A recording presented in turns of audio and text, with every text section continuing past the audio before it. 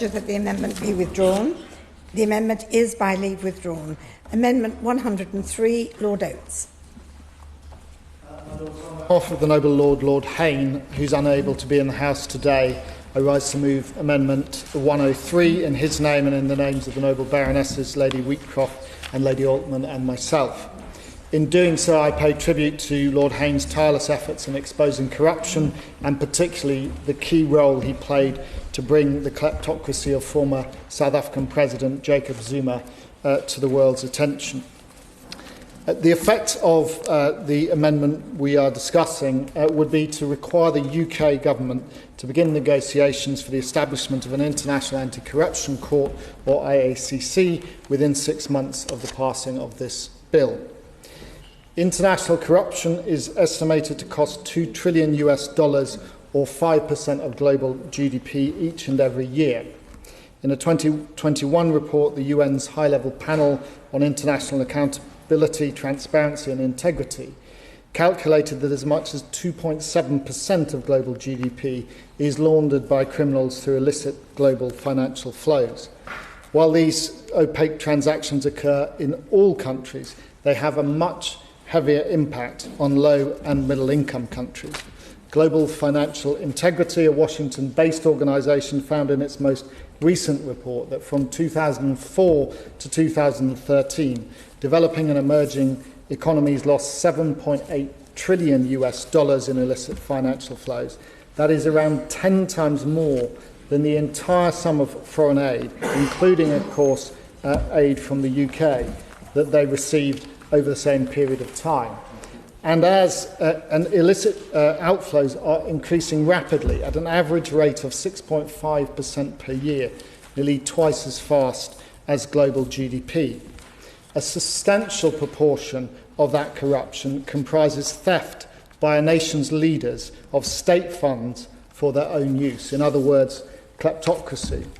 Putting an end to that kleptocracy and recovering assets stolen by corrupt leaders would enable millions of the poorest in our world to be adequately housed, clothed and fed by helping to prevent national treasuries being looted to line the pockets of corrupt politicians and their business cronies. That so many kleptocrats succeed is not because of a lack of domestic laws. There are 189 parties to the United Nations Convention Against Corruption. Most of them have complied with their obligations under the Convention to have appropriate domestic anti-corruption legislation. But to facilitate their criminal activities, kleptocrats have gutted their domestic criminal justice systems, they've taken control of the prosecuting authorities, the police, and frequently the courts. There's no better current illustration than President Putin, who with his oligarch accomplices has looted the country. Another prime example, which I've mentioned already, is former South African President Jacob Zuma, who with his business cronies, the Gupta brothers, looted on an industrial scale and deliberately disabled police and prosecutors, so much so that the country was estimated to have lost fully a fifth of GDP during his infamous state capture decade. Across the border in Zimbabwe, the ZANU-PF regime is mired in corruption, which has robbed the Zimbabwe people of what should be a bright economic future. Instead of serving the people, regime leaders, aided by corrupt business people and a prosecutorial and judicial system entirely captured by the ruling party, loot the country at will. Just last week, opposition politician Jacob Ngarivhume was sentenced to 4 years imprisonment simply for calling for peaceful protests against corruption in July 2020. Few of these kleptocrats, of course, keep their ill-gotten gains at home. Billions of dollars of stolen assets are laundered in a number of countries, which include China, Hong Kong, Dubai, Singapore, Monaco, Switzerland, some states of the United States, UK overseas territories, and shamefully also London. Recently, an Al-Jazeera document, Gold Mafia, secretly filmed Zimbabwe officials and business contacts conspiring to launder illicit funds. Those filmed included at least 3 British citizens, Ubud Angel, Ricky Doolan and Kamlesh Patney, who made clear on camera their willingness to act corruptly. Now, I know, of course, that the Minister will not be able to comment on those individual cases. But I hope that the National Crime Agency is investigating the activities of these individuals and others named in the documentary and the sources of their wealth, and that the authorities won't hesitate to freeze their funds while these investigations are being pursued.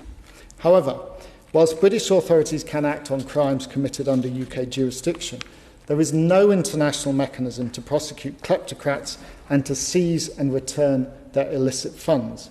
This gaping vacuum can only be filled by establishing an international anti-corruption court that can hold corrupt leaders and their co-conspirators accountable. If some of the countries where laundered funds are held would join such a court, the stolen assets could be frozen and then, through orders of restitution, be repatriated to the countries from which they were stolen.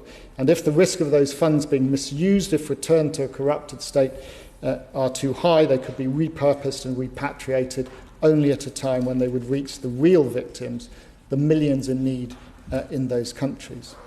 The envisioned court would have jurisdiction over crimes committed by nationals of an IACC member state and crimes committed in the territory of an IACC member state. It would enforce existing national anti-corruption legislation and be a complementary new international counterpart to these laws against kleptocrats and their collaborators.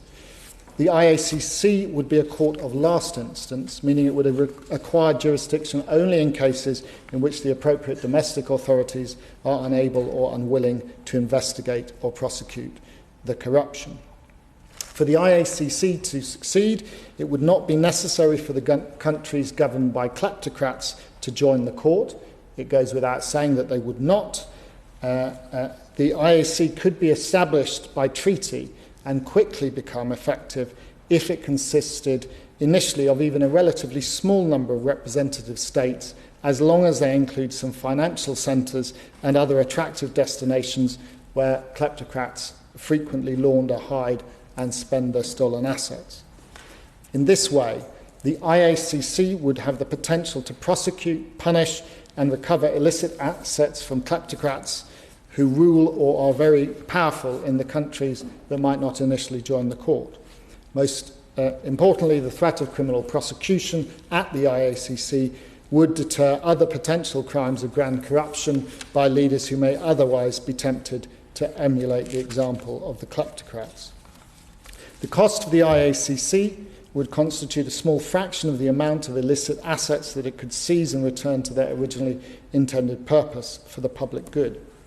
In addition to orders of restitutions, it could levy funds on those found guilty, and these could be used to defray some of the cost of its prosecutions and proceedings. If the court during its early years demonstrates that it can work effectively and efficiently, many other countries are likely to join it. In the aftermath of kleptocratic government, some developing countries may not have the human and financial resources to fight kleptocracy and could approach the IACC to come to their assistance. A senior United States federal judge, Judge Mark Wolf, is leading a campaign to establish such a court. Together with others, including the renowned South African jurist Richard Goldstone, he launched a civil society called Integrity Initiatives International. Its main project is to establish the IACC, and it's convened a number of the world's top international lawyers to begin drafting a treaty for the court. None of its supporters see the court as a panacea that will end the kleptocracy any more than the International Criminal Court has ended illegal or genocidal activity by political leaders. But it would be one of many tools, domestic and international, that are absolutely essential to combat and hopefully ultimately defeat kleptocracy. Almost 300 leading figures from across the world, including 45 former presidents and prime ministers and 32 Nobel laureates, have signed a declaration calling for the creation of the IACC. 3 governments have made the establishment of the court an element in their official foreign policy: the Netherlands, Canada and Ecuador. In January this year, Nigeria became the 4th country to publicly state its commitment to working with other states towards the establishment of the court. And recently, the President of Moldova, Maya Sandu, also committed to joining the emerging coalition of states for the IACC. Additional countries from each region of the world have also expressed their interest in the idea. My Lords, the United Kingdom and our legal profession has always led in establishing and participating in international courts of last resort. This started with the groundbreaking Nuremberg trials and went on to include the International Court of Justice and, of course, the International Criminal Court. The government's integrated review refresh, published earlier this year, committed the UK to championing global efforts to ensure that revenues and assets lost to illicit finance are identified and recovered so that low and middle income countries can self-finance their own development. And this commitment was reiterated by the Minister for Development in Africa in his Chatham House speech on the 27th of April, when he said, "We will bear down on money laundering and the flows of dirty money which deprive countries of their legitimate tax receipts and represent money stolen, particularly from Africa and the African people." My Lords, we must live up to these commitments. I therefore urge the government to accept our amendment and ensure that the UK becomes one of the early and leading supporters of the establishment of the IACC, lending the UK's weight and expertise to finding the fastest route to the creation of the court and the most effective framework for its operations. My Lords, I beg to move. Amendment proposed. Insert the new clause as printed in the Marshall list. I rise with great pleasure to follow the noble Lord Oates with a very powerful, persuasive and rich speech. And I join echo the noble Lord in paying tribute to the noble Lord Hayne for all of the work he's done in this area. Now, the noble Lord Oates said that, acknowledged, I think absolutely rightly, the International Anti-Corruption Court, which I would absolutely back, and I think clearly is growing by the day, the backing for it. The noble Lord said this is one of many tools that we need to tackle these issues of economic crime. What I'm seeking to do with my Amendment 106A is to put in another tool in the toolkit, a tool that perhaps at the moment is in a stage of prototype and rather earlier development than the International Anti-Corruption Court, but is one that is growing fast and has significant international backing. So what this is I'm proposing that the government should provide leadership in supporting the UN General Assembly Resolution 77244, which was passed right at the end of last year, 30th of December, with the leadership from Nigeria and the Africa Group, which calls on the Secretary-General to prepare a report on how to, quote, strengthen the inclusiveness and effectiveness of international tax cooperation. This has been seen as a step towards a UN convention on the issue and the establishment of international bodies to enforce it.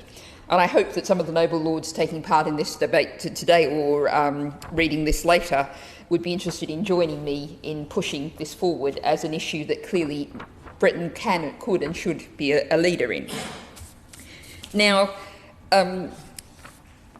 I have, due to the limited scope of this bill, had to cut down somewhat what the General Assembly resolution says, but I still think there's steps that we can take forward going here, and I'll be very interested in hearing the noble Lord the Minister's response to the government's response to this UN General Assembly resolution.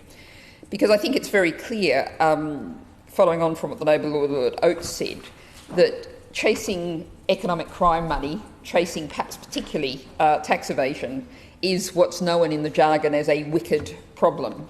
The aims of the evaders are simple, their reach is global, the ability to act is measured in seconds. Money can be shifted with less than the click of my fingers. Whereas nation-states have very complex goals of development, rights and the rule of law, their powers are individually restricted within their own borders, their legal framework is limited in resources, as we were discussing in the last group, and frequently takes a lot of time to move into action. So I think it's worth looking at what Atiya Warris, the UN independent expert on the effects of foreign debt, told the UN General Assembly last year. The shortcomings of the international and national tax systems require international cooperation and assistance. This cannot be addressed unilaterally. And I think the UN Convention, the idea of the UN Convention's got virtually no coverage or attention in the UK, but internationally there's a great deal of work going on, as reflected by a letter sent in March to the UN Secretary-General by scores of civil society organisations, which included some that will be familiar to Noble Lords, ActionAid, the Tax Justice Network, and World Economy, Ecology and Development. That letter put it bluntly: decision-making on global tax rules has been left to non-inclusive forums, wherein especially developing countries have not been able to participate on an equal footing. This injustice is at the heart of the failure of the international tax system, which has continued to be characterised by inefficiency, incoherence and beggar-thy-neighbours policies, which have contributed to the alarming growth in global inequality. Now, what I wanted to do was put down a broader amendment that addressed all aspects of the UN resolution, because I think that what is not actually illegal, tax dodging, is utterly indefensible. Taking money from the mouths of hungry children, taking medicines from health systems that are desperately striving to care for their people. But I've gone as far as I can within the limits of this bill. Now, there's a great deal of work has already been done on this. The proposal for a UN Convention on Tax was published by the Global Alliance for Tax Justice and the European Network on Debt and Development in March 2022. That draws on examples. A lot of this, there are pre-existing parallels in governance structures, approaches and principles from the Rio Conventions, international human rights instruments, and the WHO Framework Convention on Tobacco Control. And I think it is worth setting out the background to this, because it has been said that let's leave this to the OECD. The OECD has said we're the organisation that should do this. It's over decades, under its framework, it's had a international tax regime whose main purpose was to prevent double taxation. That's what the focus has been. Not collecting tax, but preventing so-called over-collection. It also excludes the majority of the world from its deliberations. So we hear often talk of global Britain, of wanting to be world-leading. Well, here's a real opportunity. As Professor Lorraine Eden from the University of Texas A&M puts it, quote, large changes in international regimes usually require a tipping point and the cooperation of a like-minded club of nation-states to lead the change. What my amendment does is suggest that Britain should put itself at the forefront of that club of nations. We have the City of London, we have a great many lawyers and bankers and lots of other people who, pointed in the right direction, could be very useful to that effort. Competing in a world of laxer and laxer tax regimes has been a disaster for people and planet, an invitation to crime and corruption. Cooperation has to be the way forward to equip the world with the funds to tackle the looming polycrisis of environmental destruction, human desperation and rampant inequality. My Lord, I speak to Amendment 103, and thanks to the comprehensive introduction from the Noble Lord, Lord Oates, I can be relatively brief. The International Criminal Court in The Hague was established in 2003. Later this month, it will take evidence from representatives of some of the victims of the war crimes in Darfur. That's typical of the absolutely essential work that the International Criminal Court can do. It's no wonder that there are now calls for Putin to be indicted to the International Criminal Court. Few today would question the need for such an organisation. And now it seems clear there's a need for an international anti-corruption court. The Noble Lord Lord Oates made the case very positively. Kleptocrats are the financial war criminals, inflicting huge damage on their countries. But like the dictators who commit genocide and other war crimes, they have impunity to act as they wish in their home countries because they control the police, they control the prosecutors, they control the courts. The damage their greed inflicts on their countries is huge, but those countries are rarely able to bring them to justice. That's why this new court is so absolutely essential. The Panama Papers, the Pandora Papers, they provided appalling glimpses into the scale of the corruption which senior officials in many jurisdictions have been involved in. and the proceeds are scattered around the world. The International Anti-Corruption Court would provide a mechanism for prosecuting those individuals and retrieving those funds. My Lords, the United Nations has demonstrated the ineffectiveness that it has in this area. The General Assembly adopted the UN Convention Against Corruption in 2003, getting on for 200 countries who signed it. But sadly, those signatories include most of the worst offenders on Transparency International's corruption index. Too many countries treat the convention with contempt because their leaders and their senior officials preside over corruption-rife regimes. That's why we need this court and why I put my name to this amendment. It could be set up relatively quickly. It could be hugely effective. Its very existence would deter corruption. So I ask the Minister, if the government wants to fight corruption, why would they not support this project? Of course, I echo the concern that's been expressed in speeches so far about international corruption on an enormous scale. We've been focusing on our debates very much on what happens here in the United Kingdom. And I think that in our attack, I have to say, very much on the government, it's worth bearing in mind that actually in 2016, this government hosted an international corruption summit hosted by the then Prime Minister, so many Prime Ministers ago, David Cameron. And it was partly as a result of this that we then had the Criminal Finances Bill, and there was an impetus, sadly a very slow impetus, to set up a register of overseas entities, because it was felt that, at least in this country, we could do all we could not to allow our property, the companies that run to be infected by corruption. And indeed, what this bill is seeking to do is to improve what has already been achieved. It hasn't gone far enough in many ways. But this is, I would respectfully submit, pretty aspirational stuff that's contained in this amendment. There's nothing wrong with being aspirational, but the International Criminal Court, and I've been to conferences of the International Criminal Court, has had some success. But it must be remembered, of course, that Russia is not a party to the International Criminal Court, nor is the United States. And it's one thing to say it's relatively easy to set up a court. You have to have proper means of enforcing it. You have to invest huge sums of money in infrastructure. There has to be a degree of realism about this. Surely, my lords, what we should be doing first of all is sorting out matters at home as best we can, which will in itself contribute to helping reduce international corruption. I think putting on the statute book, which is what this is suggesting, an obligation to set up an international a court of this sort is at this stage premature, although of course one can do nothing but applaud the sentiments that lie behind it.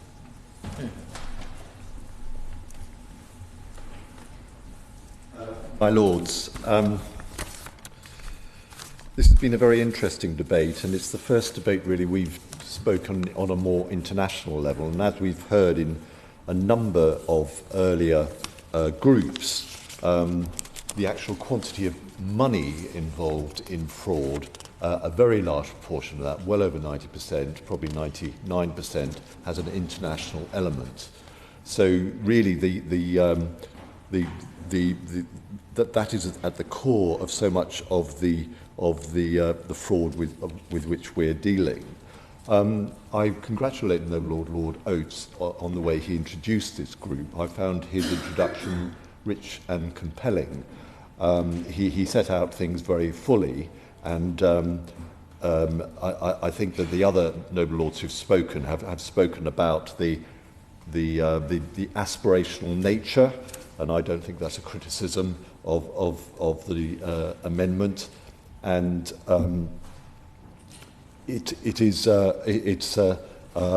it is good to hear about the other countries which are already taking a lead in trying to get the IACC set up. My Lords, from the Labour Party's point of view, I have looked at what David Lammy has said on this matter, and he has spoken about working internationally, of course, and I know the Noble Lord Hayne led the work on that when he was a Foreign Office Minister. But what I've got here of what David Lammy has talked about is promised. He has said any incoming Labour government would fight against the dirty money in the UK by creating a transatlantic anti-cooperation council along the US, EU and other allies. So that's a different model to the one which is being proposed in these amendments. Nevertheless, I don't want to stand here as an opposition spokesman saying we are against what's been proposed by the Noble Lord Oates and indeed by the Noble Lady Baroness Bennett. But there are other potential models for bearing down on corruption, and I do listen with some interest, I have to say, to what Noble Lord Falk said about the practicalities of doing this and using the legislation such as this, which we're talking about now, to do everything we can on a domestic level and also internationally where we do already have direct interest to bear down on this huge level of corruption. But nevertheless, I thank the Noble Lord for introducing this amendment. My Lords, I'd like to thank the Noble Lord Hayne and the Noble Baroness Lady Bennett for their amendments in this group, and to all Noble Lords for speaking in this debate. And turning first to Amendment 103, tabled by the Noble Lord Hayne, but spoken to by the Noble Lord Oates. And if I may associate myself with Lord Ponsonby's remarks, I thought the Noble Lord made an incredibly powerful and eloquent case, but also spoken to by Baroness Bennett and Baroness Wheatcroft. Ensuring that those responsible for the most egregious acts of corruption are held to account is obviously vital. There should be no tolerance towards those that steal from the public to satisfy personal greed. The government wholeheartedly endorses the premise that this amendment seeks to advance. The international community can and must do more to deter and punish acts of corruption. So the government is taking robust action to ensure the UK leads by example. That's why in March we published the second public-private economic crime plan, to which I referred in the last group. That outlines ambitious actions to prevent the UK's open economy from being exploited by criminals and corrupt actors. The government is also developing a new UK anti-corruption strategy to build on the progress made by the previous strategy and outline a refreshed approach to tackling corruption and illicit finance in the UK and internationally. The recently published fraud strategy also sets out the government's commitment to raise the priority of fraud on the international stage. We will drive forward global action through developing stronger relationships with international partners, culminating in a global fraud summit chaired by the Home Secretary and held in the UK next year. The summit will bring together leaders from governments, law enforcement and the private sector to announce the ambition to deliver a comprehensive and coordinated approach to tackling fraud over the next 5 years. The government has consistently invested in efforts to bring those responsible for corruption to justice. The International Corruption Unit in the National Crime Agency is a specialist capability that investigates corruption cases with UK links. Since 2006, 30 people and companies have been convicted. I thank the Noble Lord the Minister for giving way. Just on the point of that summit, the problem, of course, with the idea of such as was put forward by the Noble Lord from the opposition front bench about a transatlantic council or similar is that it would be focused on global north countries. Can the Noble Lord the Minister assure me that there will be a full representation of global south countries at that summit that the Noble Lord just outlined, and that the UK will provide resources to ensure that some of the least developed countries, who are some of the biggest victims of this, are also able to participate in that summit? I can't provide that reassurance. I don't know who is going to be involved, but I will endeavour to find out and write, if I may. Where was I?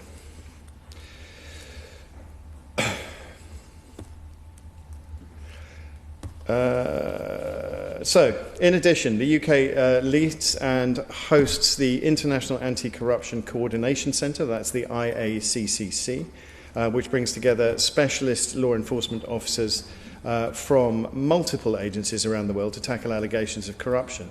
The IACCC has helped to secure convictions in high-profile money laundering cases, including in Malaysia and Angola. In 2022 alone, the IACCC identified over £380 million worth of stolen and hidden assets.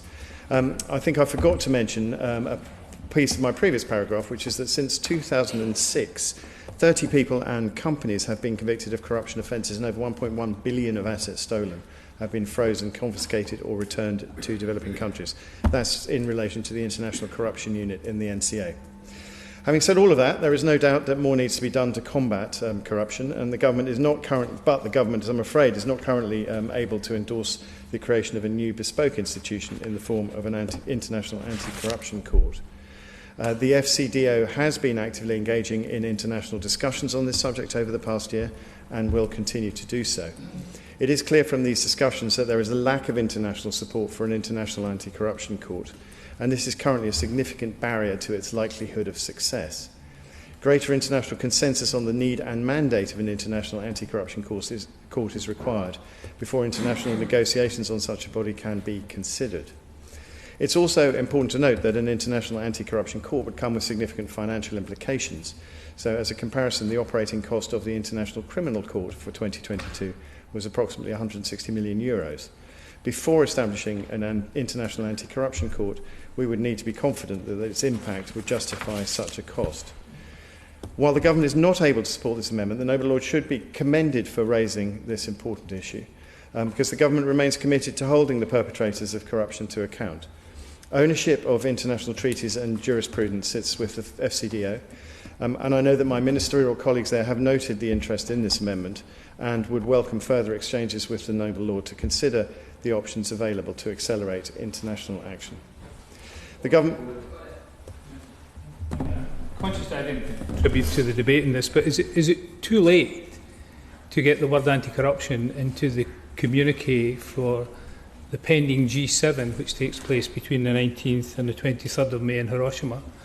Because that word is not anywhere in the Foreign Minister's communique when they met in April, I think it was April the 19th in Japan, and their communique covers almost everything that you could imagine that we would be interested in involving those countries that share our values, but it's not there.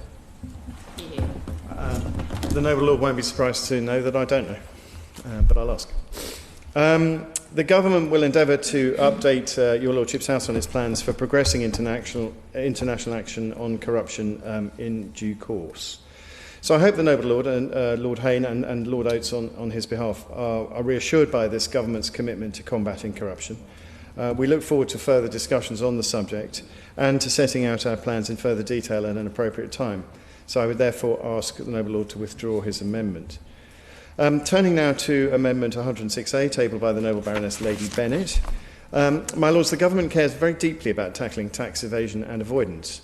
My ministerial colleagues continue to work closely with the various subcommittees that sit within the UN's Economic and Social Council. However, standard-setting powers on tax currently sit within the Organisation for Economic Cooperation and Development, the OECD, its inclusive framework and global forum.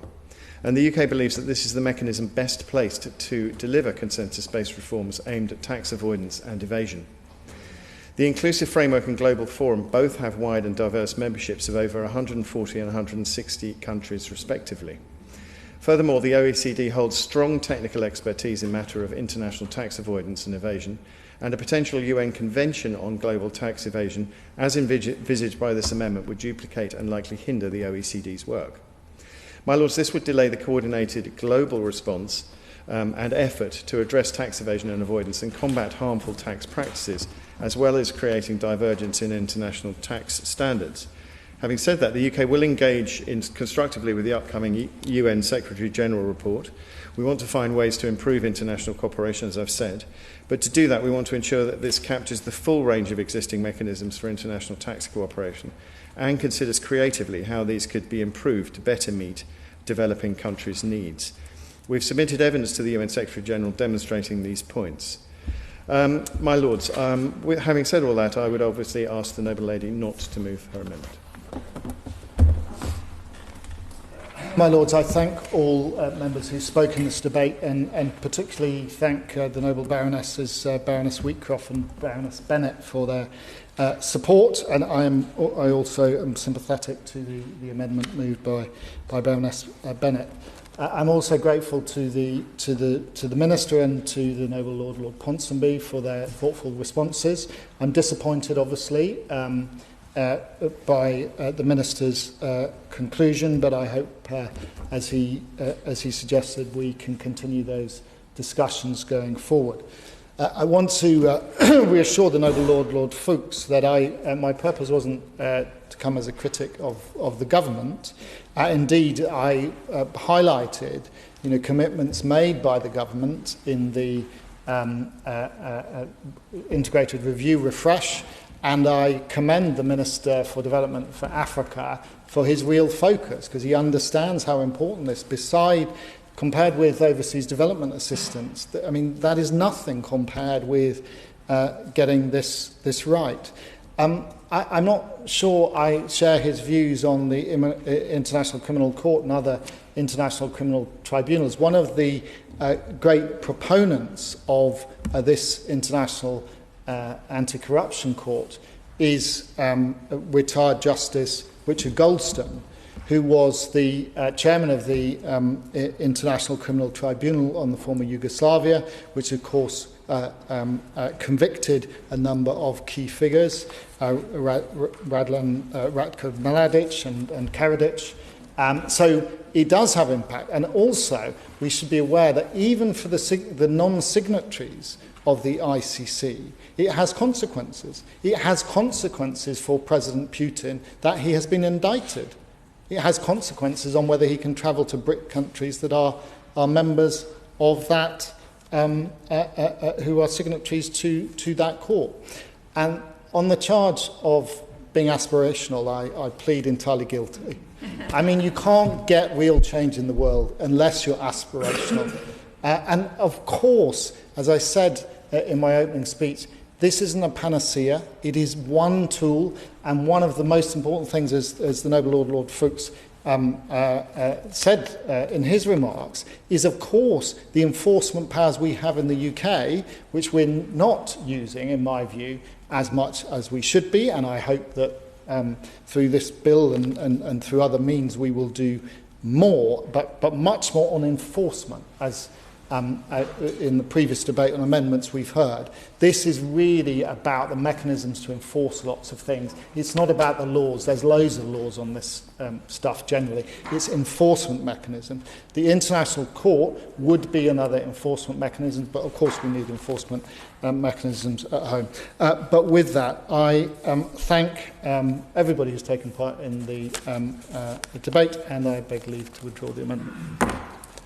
Is it your Lordship's pleasure this amendment